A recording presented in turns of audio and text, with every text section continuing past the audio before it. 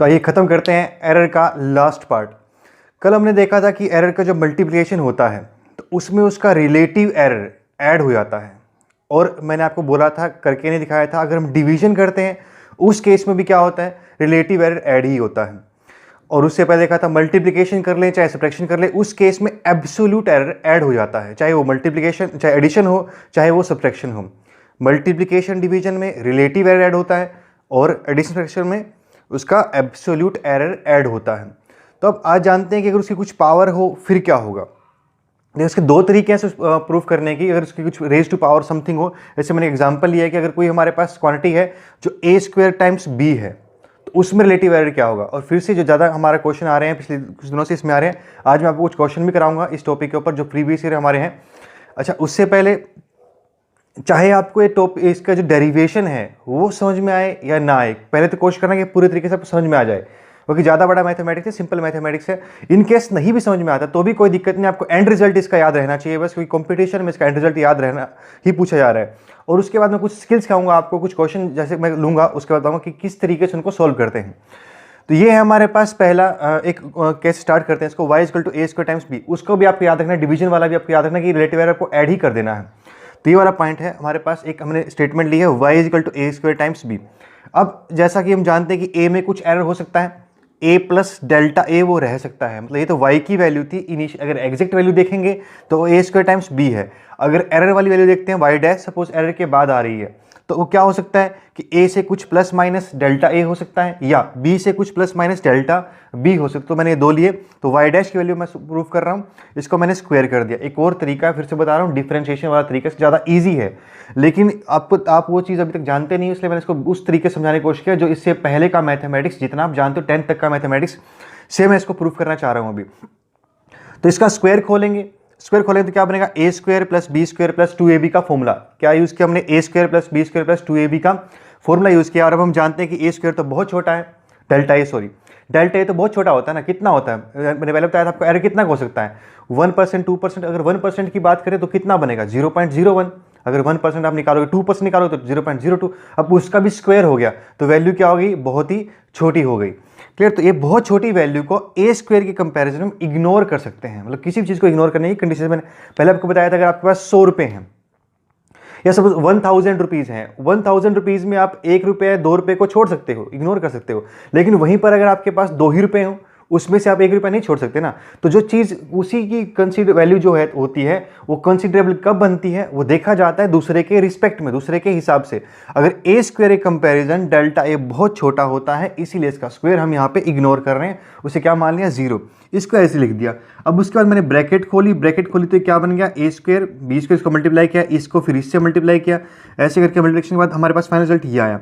अब देखो इसमें फिर से एक बात आ गई कि डेल्टा ए और डेल्टा बी जिस टर्म में मल्टीप्लाई हो रहे हैं वो टर्म फिर से क्या है, हमारी बहुत ही छोटी हो जाएगी, उसको भी हम क्या कर सकते हैं, इग्नोर। तो इसको भी इग्नोर किया गया है। इसके बाद हमारा रिजल्ट पहुंच गया यहाँ तक। अब ये चीज़ हमारी क्या थी, ए स्क्वायर बी, उसको तो y कह रहे थे हम, तो इसको मैंने y लिखा और उसके बाद y को उधर भेज दिया, तो क्या बना ये y डैश माइनस वाई। और इसका relative y dash minus Y क्या बनेगा, कितना चेंज आ रहा है, अपॉन y कर दूंगा तो क्या हो जाएगा, रिलेटिव चेंज इन y। ये है रिलेटिव चेंज इन y। तो रिलेटिव चेंज y लिखें तो क्या हो जाएगा, दोनों तरफ y से डिवाइड करना पड़ेगा, y उधर गया, इस तरफ y से डिवाइड किया, तो y की वैल्यू पुट कर दे। अगर हम y की वैल्यू कितनी है, ए स्क्वायर बी, तो यहाँ पर अगर आप ए स्क्वायर बी पुट करते हो और फिर ब्रैकेट इसको खोलते हो फ्रैक्शन को, तो क्या बनेगा, ए स्क्वायर बी यहाँ से कट जाएगा और सोल्व करोगे आप दोनों को तो आपको रिजल्ट मिल जाएगा ये plus minus 2 delta A upon A into 100, क्योंकि नीचे y था, y का मतलब क्या होता है ए स्क्वायर बी, तो ए बी कट गया और क्या बचा, नीचे खाली ए बचा। ठीक है, ऐसे ही जब यहाँ मल्टीप्लाई किया तो डेल्टा बी बाई बी बच गया। और अगर इसको परसेंटेज में चेंज करेंगे हम तो 100 से मल्टीप्लाई कर दिया, तो क्या हो गया, अभी ये परसेंटेज चेंज इन y यानी ए स्क्वायर बी में कितना परसेंटेज चेंज आ रहा है। अगर आप ध्यान से देखो फिर से इसकी मैक्सिमम वैल्यू कैसे निकलेगी, दोनों साइड में मैक्सिमम वैल्यू क्या होगी, तब जब या दोनों प्लस होंगे या दोनों क्या होंगे माइनस। तो इस केस में जो रिलेटिव एरर है वो मल्टीप्लाई हो गया और बस क्या हुआ कि जो पावर थी, जिसकी जो पावर थी वो पावर उससे आगे मल्टीप्लाई हो गई और बाकी चीज़ क्या हुई, एज इट इज़ ऐड हो गई। तो ये था हमारे पास कैसे चेंज आता है, मतलब बनेगा एक्सट्रीम एरर। पॉइंट क्लियर हुआ कि जो उसकी पावर है, पावर बस आगे आ गई इस केस में। मल्टीप्लिकेशन था, सीधी ऐड हो रही थी, और अब पावर में चला गया तो उसमें क्या हो रहा है, उसकी पावर आगे आ जाती है। तो इससे अगर मैं एक एग्जांपल लेके सॉल्व करूं, तो मान लो इसी में अगर कोई हमें कहे कि ए में एरर आ रहा है 1% का, कोई कहे कि ए में एरर आ रहा है 1% का और बी में अगर एरर आ रहा है 3% का, तो फिर हमसे कोई पूछता कि ए वाई में कितना एरर आएगा, तो कैसे बनता, आप पावर को नीचे मल्टीप्लाई करो 2, किसके साथ में, जो परसेंटेज एरर आ रहा है किसमें, ए में, तो 2 × 1 + 3, तो कितना बन जाएगा ये, 2 + 3 5%, यानी वाई में कितना एरर आएगा, 5%। अगर ये कहानी आपको समझ में आई तो बहुत अच्छी बात है, अगर ये कहानी समझ में नहीं आई तो कोई दिक्कत नहीं है, आपको ये रिजल्ट बस याद रखना है। सिंपल उसकी पावर से मल्टीप्लाई करके उसका परसेंटेज एरर ऐड कर दो, तो एक जनरलाइज फॉर्मूला हमारे पास बनता है, वो देखो क्या है, अगर a की पावर m हो, b की पावर n हो, c की पावर p हो, d की पावर t, कुछ भी वैल्यू मैंने ले रखी है, चाहे मल्टीप्लिकेशन हो चाहे डिवीजन, मैंने एक कंबाइंड रिजल्ट लिया है, इसमें कुछ डिवीजन की टर्म भी है, कुछ मल्टीप्लिकेशन टर्म भी है और कुछ पावर रेज टू पावर भी हैं। तो इन सब के साथ क्या होगा, सबके फ्रैक्शन तो ऐड ही होंगे, लेकिन कैसे, उसकी पावर से मल्टीप्लाई करते हुए। तो m को a के एरर से मल्टीप्लाई कर दो, प्लस n को b के एरर से मल्टीप्लाई कर दो, प्लस p को c के एरर से मल्टीप्लाई कर दो, प्लस t को d के एरर से मल्टीप्लाई कर दो, और इन सबको जोड़ दो, ये बन जाएगा टोटल एरर जो इस टर्म में हमारा आएगा। ये रिजल्ट बस आपको याद रखना चाहिए, बाकी कुछ और स्किल्स हैं जो भी हम क्वेश्चन के थ्रू करते हैं। तो मैंने 2 एग्जाम्पल लिए हैं। पहला एग्जाम्पल जेईई मेंस 2017 का है। इसमें हमें क्या निकालना है, इसमें हमें सरफेस टेंशन निकालनी है। सरफेस टेंशन कोई चीज़ होती है, पानी की प्रॉपर्टी होती है, वाटर की प्रॉपर्टी होती है, या लिक्विड की प्रॉपर्टी होती है, इसको पढ़ेंगे हम। तो अभी ये सरफेस टेंशन हमने निकाली और उसकी वैल्यू कितनी, फॉर्मूला उन्होंने खुद दिया हमको कि फॉर्मूला होता है R × H × G/2 × 10⁻³ R क्या है, इसमें रेडियस है, H इसमें हाइट है, कितना पानी राइज करता है, उसमें वाटर राइज करता है, G acceleration due to gravity है, 2 एक मैथमेटिकल नंबर है, और ऐसे 10⁻³ भी एक नंबर है, मैथमेटिकल नंबर है। जो इसमें एक्सपेरिमेंट किया गया वो एक्सपेरिमेंट हुआ डायमीटर के लिए। डायमीटर हमने मेजर किया बाय डूइंग एन एक्सपेरिमेंट। तो एक्सपेरिमेंट हुआ हमारा, उसमें आंसर आया हमारा 1.25 10⁻² मीटर। और एक और एक्सपेरिमेंट किया गया, उसकी हाइट मेजरमेंट की गई और उसमें आंसर आया 1.45 10⁻² मीटर। मतलब ये दोनों चीज़ें हमने एक्सपेरिमेंट से निकाली हैं, बाकी चीज़ें एक्सपेरिमेंट से नहीं निकाली। जी उन्होंने हमको दिया है, उन्होंने खुद ही कहा कि यूज़ करो, तो जी हमको यूज़ करना है, उन्होंने खुद दिया है हमको, वो हमें यूज़ करना है। क्लियर। अब जानते हैं इसमें से, देखो इस एक ऐसा क्वेश्चन है ये, इस क्वेश्चन में उन्होंने हमको एरर दिया ही नहीं कितना है। अगर तो इससे पिछला क्वेश्चन मैंने एग्जांपल लिया था, उन्होंने हमें कह दिया ए में 1% एरर है, बी में 2% एरर है, या उससे पहले हमने पढ़ रहे थे कि वो बोले थे हमको 10 + -2 10 + -3 इस तरह से हमको ऑप्शन दे रहे थे, आंसर दे रहे थे, या ऐसा कुछ नहीं दिया उन्होंने। अगर ऐसा कुछ नहीं दिया गया तो हमको यहाँ पे खुद निकालना पड़ेगा कि एरर कितना है। प्लस एक और तरीका होता है, वो हमको लीस्ट काउंट दे सकते हैं कि लीस्ट काउंट कितना बनेगा उसमें, वो लीस्ट काउंट दे सकते हैं। अगर वो लीस्ट काउंट देते तो भी एक सिंपल तरीका होता है, इसका लीस्ट काउंट लेकर के हम उस लीस्ट काउंट ही हमारा एरर हो जाता है, उससे भी निकल जाता है लीस्ट काउंट से भी। लेकिन ये इस क्वेश्चन में ना तो लीस्ट काउंट है और ना ही इस क्वेश्चन में हमको एरर अलग से उन्होंने खुद निकाल के दिया गया, तो हमको वो दोनों बातें खुद निकालनी है। देखो जेईई मेंस का क्वेश्चन है, आसान तो होगा नहीं, मतलब ऐसा तो है नहीं कि बिल्कुल आसानी से आपको क्वेश्चन दे देगा तो वही हो जाएगा, क्योंकि गधों और घोड़ों में कहीं तो डिफ्रेंशिएट करेंगे, और एरर का क्वेश्चन बहुत ज़बरदस्त आता है हर साल।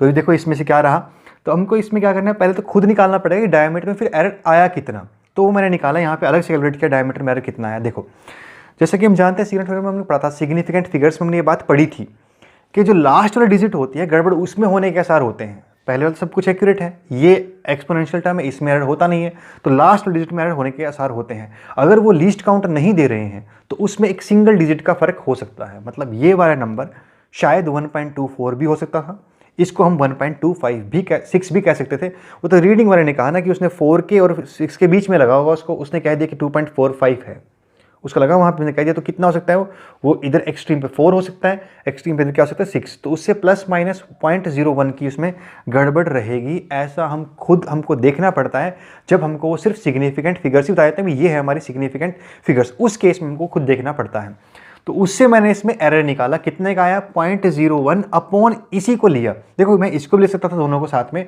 अगर आप डिनोमिनेटर में भी यूज़ करोगे तो फिर न्यूमरेटर में भी आएगा, दोनों तरफ आएगा, वो कट जाएगा, इसलिए इसको फायदा नहीं है, क्योंकि एरर तो सिर्फ इसमें ही है ना, इसका कोई खेल ही नहीं बचता, इसलिए मैंने उसको यूज़ नहीं किया है। दोनों तरफ आएगा, कट जाएगा, तो उसको हटा दिया मैंने। देखो क्योंकि वहाँ पर देखो टाइम बहुत बड़ा फैक्टर होता है, आपको वो क्वेश्चन का आंसर तो चाहिए, लेकिन बहुत जल्दी चाहिए। अगर आप आंसर तक पहुँच गए, आंसर तक आप 15 मिनट में आंसर तक पहुँचे हो, तो आपने असल में 4 नंबर लिए नहीं है, आपने वहाँ पर कम से कम 5 क्वेश्चनों का टाइम गवा दिया है। एट मैक्सिमम 3 मिनट हो सकते हैं आपको एक अगर हम जेईई मेंस की बात करें तो वहाँ पर भी अप्रोक्सीमेटली 3 मिनट होते हैं एक क्वेश्चन के लिए। नीट में तो और भी कम टाइम होता है, तो वहाँ तो बहुत जल्दी आपको आंसर देना होता है। तो जितना ज़्यादा प्रैक्टिस उतना ज़्यादा सीखोगे, क्योंकि इसका कोई फ़ायदा नहीं है यूज़ करने का। तो मैंने इसको काटा और सोल्व किया, इंटू 100 किया, तो मुझे पता चला वो 0.8% आ रहा है। यानी कि डायमीटर को मापने में अगर गड़बड़ हुई होगी तो प्लस माइनस 0.8% की हुई होगी।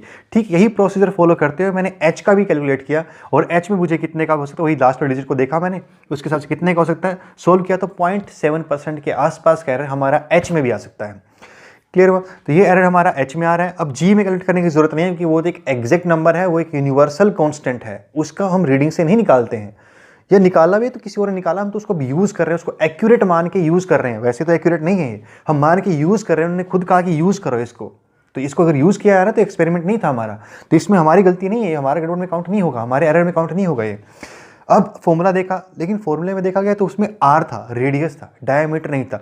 तो किसी भी सर्कुलर चीज़ के लिए जो उसकी स्पेसिफिकेशन का जो बेस्ट या स्पेसिफिकेशन जो पार्ट होता है, जिससे उसकी स्पेसिफिकेशन डिफाइन होती है, मतलब आपको कोई पूछे कि ये जो हमारा मार्कर है इसका साइज़ कितना है, तो मार्कर के साइज़ में आप इसकी लेंथ और रेडियस नहीं बताओगे। मार्कर के साइज में असल में बात उसकी लेंथ और डायमीटर बताई जाएगी, क्योंकि उसकी स्पेसिफिकेशन डायमीटर ही होती है, तो डायमीटर से ही निकालते हैं हम। तो एक्सपेरिमेंट में तो डायमीटर ही निकलता, लेकिन फॉर्मूले में बाई चांस रेडियस यूज़ हो रहा था, तो मैंने उसी को चेंज कर लिया और रेडियस क्या लिख दिया मैंने, डायमीटर अपॉन 2। ऐसा करने से क्या हुआ, देखो मुझे एक आसानी हो गई कि मेरा जो फ्रैक्शन आ रही है, जो नंबर आ रहा है, वो नंबर एक मैथमेटिकल नंबर आ रहा है। अब मुझे इस बात की चिंता नहीं है कि वो चीज़ कितना उसमें एरर रहेगा, क्योंकि उसमें हो ही नहीं सकता एरर, वो तो एग्जैक्ट नंबर है। अगर वही दूसरा तरीका भी था इसका, आप इसको यहीं पे 2 से डिवाइड करते और फिर उसमें भी एरर निकालते, क्योंकि वो फिर से जहाँ तक जाते वहाँ पे दोबारा कैलकुलेट करते, एरर फिर वही सेम आता, आंसर उससे भी सेम आना था, लेकिन कैलकुलेशन थोड़ी लंबी हो जाती, इसलिए मैंने इसको वहाँ पे डिवाइड नहीं करके वहाँ पे डायमीटर ही चलाया, यहाँ चेंज कर दिया, और ये क्या बना हमारा टाइम टी। अब देखो पता है इसमें कोई एरर नहीं है, एरर किस में है, सिर्फ डी में और एच में है। तो डी और एच का एरर बस कैलकुलेट किया गया मैंने, उन दोनों का एरर जो रिव्यूज रिलेटिव एरर आ रहा है वो परसेंटेज सिंपली एडिशन हो जाएगा, उसको ऐड हो जाएगी, क्योंकि हम जानते हैं चाहे मल्टीप्लिकेशन चाहे डिवीजन हो, सिर्फ ऐड ही होती है, और दोनों की पावर कुछ है नहीं, तो सिंपल हमने उस दोनों को ऐड कर दिया। तो कितना बना आंसर, 0.8% प्लस 0.7%, कितना आ रहा है अप्रोक्सीमेटली 1.5%, क्योंकि 0.7% एग्जैक्ट नहीं है, उसके आसपास है ये। तो अप्रोक्सीमेटली कितना, उन्होंने अप्रोक्सीमेटली पूछा था। तो देखो वैसे ऑप्शन में हमको मोस्ट एप्रोप्रिएट चूज करना होता है। अभी 2.4 तो हो नहीं सकता, 10% भी नहीं हो सकता, 0.01% भी नहीं हो सकता, 1.5% ही बनेगा। इसको आप अगर थोड़ी और जब स्पीड आपकी डेवलप हो जाएगी तो आपको खुद अंदाजा हो जाएगा कि अगर डायमीटर में ही 0.8% आ रहा है, एरर आ रहा है, तो एच में उससे ज़्यादा नहीं आ सकता। वहीं से आपको अंदाजा हो जाता ऑप्शन सिर्फ डी ही आएगा, बाकी कैलकुलेट करने की जरूरत थी भी नहीं। ये आप धीरे धीरे सीख जाओगे, सिखा दूंगा आपको जो प्रैक्टिस करेंगे। अभी तो टाइम बहुत कम है, तो मुझे बेसिक कॉन्सेप्ट ही पहले सीखने की कोशिश करो, रट्टे तो बाद में लग जाएंगे, तरीके तो शॉर्टकट तो बाद में सीख जाएंगे हम। तो अभी आते हैं नेक्स्ट, जो मैंने एक एग्जाम्पल लिया वो जेईई मेंस 2016 का है, और जेईई मेंस ये बहुत बढ़िया एग्जाम्पल है, बहुत बड़े क्वेश्चन है जो अभी तक पूछा गया है जेईई मेंस में, जो अभी तक पूछा गया है, मतलब एडवांस लेवल तक का क्वेश्चन है। जेईई मेंस 2016 माना जाता है कि पिछले 4-5 सालों में का सबसे बेस्ट क्वेश्चन पेपर आया अभी तक का 2016 का। उसके बाद लेवल डाउन ही आ रहा है, उतना बढ़िया क्वेश्चन पेपर अभी तक नहीं आया है। तो उसमें हर क्वेश्चन बहुत ज़बरदस्त था, तो उसी में से एक क्वेश्चन ये है कि 2016 में देखना कितना, अगर आपको बेसिक क्लियर है तो फिर कोई दिक्कत नहीं है, बस बेसिक भी होता है। क्वेश्चन का जब भी लेवल बढ़ता है तो वो कॉन्सेप्ट में ऊपर नहीं जाता, वो कॉन्सेप्ट में नीचे आता। जितना बेसिक से क्वेश्चन पूछेंगे उतना ज़्यादा वो डिफिकल्ट हो जाता है, क्योंकि बच्चे का ध्यान या हमारा ध्यान ऊपर नहीं रहता, हम नीचे नहीं रहता, बेसिक पे नहीं रहता, हम आगे ही बढ़ जाते हैं। हमको लगता है कि बहुत मुश्किल पेपर कुछ आएगा, ऐसा कुछ हमें रहता है, ऐसा कुछ नहीं होता है, पेपर ईजी होता है, बस आप क्लियर होना चाहिए बातें। तो देखो क्या है, तो क्वेश्चन क्या समझते हैं, तो जैसे पेंडुलम होता है, पेंडुलम के हम ऑसिलेट करता है पेंडुलम, तो उसके टाइम पीरियड निकाला गया, 100 बार उसने ऑसिलेट किया, 100 ऑसिलेशन पेंडुलम की देखी गई, उसका टाइम पीरियड निकाला गया, और ऐसा हमने 4 टाइम्स किया। एक्सपेरिमेंट को रिपीट करते हैं बार बार हम, क्योंकि हमें पता नहीं कि पहली बार हमारी जो रीडिंग आ रही है क्या पता वो एग्जैक्ट ना हो, स्टार्टिंग में कुछ जीरो एरर वगैरह कुछ हो गए हो, गड़बड़ हो गई हो, तो इसलिए उस एक्सपेरिमेंट को बार बार करते हैं ताकि हम एक मोस्ट अप्रोप्रिएट रिजल्ट तक पहुंच सकें। तो इन्होंने ऐसा एक्सपेरिमेंट 4 बार किया, और इनको पता चला कि पहली बार जब 100 ऑसिलेशन देखी गई तो उसमें टाइम पीरियड लगा 90 सेकंड, यानी स्टॉप वॉच से मेजर किया जा रहा है, 90 सेकंड लगे उसको पहली बार साइकिल कंप्लीट करने में, 100 साइकिल कंप्लीट करने में। सेकंड टाइम उसको 91 सेकंड लगे, थर्ड में 92 लगे, और इसमें 95 लगे। तो ऐसा नहीं हो रहा कि पेंडुलम स्लो डाउन हो रहा है, मतलब इसमें ऐसा नहीं है कि पेंडुलम ये स्लो डाउन कर गया, धीरे धीरे टाइम पीरियड बढ़ता जा रहा है, ऐसा नहीं है। ये सारी गड़बड़ उस एक्सपेरिमेंट को करने वाले के हाथ में हो रही है, मतलब उसकी वजह से गड़बड़ हो रही है, ध्यान की उसका इधर उधर हो जाता होगा, कुछ भी गड़बड़ रही होगी, ये उसकी वजह से गड़बड़ हो रही है, मतलब पेंडुलम में कोई चेंज नहीं आ रहा, पेंडुलम वही है। तो अब हमको बताना है फिर हम मीन क्या बताएंगे, ओवरऑल एवरेज क्या बताएंगे। मैंने 3 बार 4 बार मेजर कर लिया है, हर बार रीडिंग अलग अलग आ रही है, तो इसका मतलब कुछ तो गड़बड़ है ही इसमें। तो हमको वही बताना था बस कि इसको आप रिपोर्ट कैसे करोगे। अगर आपको अपनी रीडिंग रिपोर्ट करनी चाहिए, मतलब मैं आपको लैब में एक्सपेरिमेंट करने के लिए बोलूँ, आप एक्सपेरिमेंट करो और एक्सपेरिमेंट करने के बाद मैं आपसे पूछूँ अपना रिजल्ट बताओ क्या होगा। अगर आप मुझे ऐसे बताओगे इतना इतना आ रहा था, बाई चांस मान लो आपको 20 रीडिंग लेनी पड़ जाए और क्लास में 100 बच्चे हों, तो मैं तो सबकी रीडिंग चेक करता रह जाऊंगा, ऐसा नहीं चलेगा ना। तो आपको क्या करना पड़ता है, अपना एक कॉम्पैक्ट में रिजल्ट बताओ कितना आ रहा है, वही ये बताना था। तो वो कैसे, और उसमें ऐसा एक और खास बात बोली गई कि जो स्टॉप वॉच आपको दी गई थी जिससे आपने मेजरमेंट करनी है, उसका लीस्ट काउंट 1 सेकंड था। लीस्ट काउंट 1 सेकंड का मतलब, ध्यान समझना है आप लीस्ट काउंट का मतलब क्या है, कि उस जो मार्किंग उसमें कितनी की गई है 1 सेकंड से छोटी नहीं हुई है। तो 1 सेकंड से छोटी मार्किंग नहीं हुई है, तो आपका एरर 1 सेकंड से छोटा हो भी नहीं सकता। उस छोटा एरर कैसे हो जाएगा, उसमें तो उससे ज़्यादा मार्किंग भी नहीं है। क्लियर हो पॉइंट, उससे ज़्यादा एक्यूरेट आप नहीं हो सकते, 1 सेकंड से ज़्यादा एक्यूरेट आप नहीं हो सकते, पहली बात। और दूसरा, आप फ्रैक्शन में कभी भी एक्यूरेट नहीं हो सकते। अगर आपने कहा जैसे मतलब सपोज 1.2 सेकंड कह दिया उसकी वैल्यू को, तो 1.2 सेकंड 2 सेकंड तो आप अंदाज़ा लगा रहे हो ना, 2 कैसे कहा आपने, वो तो कुछ मार्किंग थी नहीं वहाँ पे।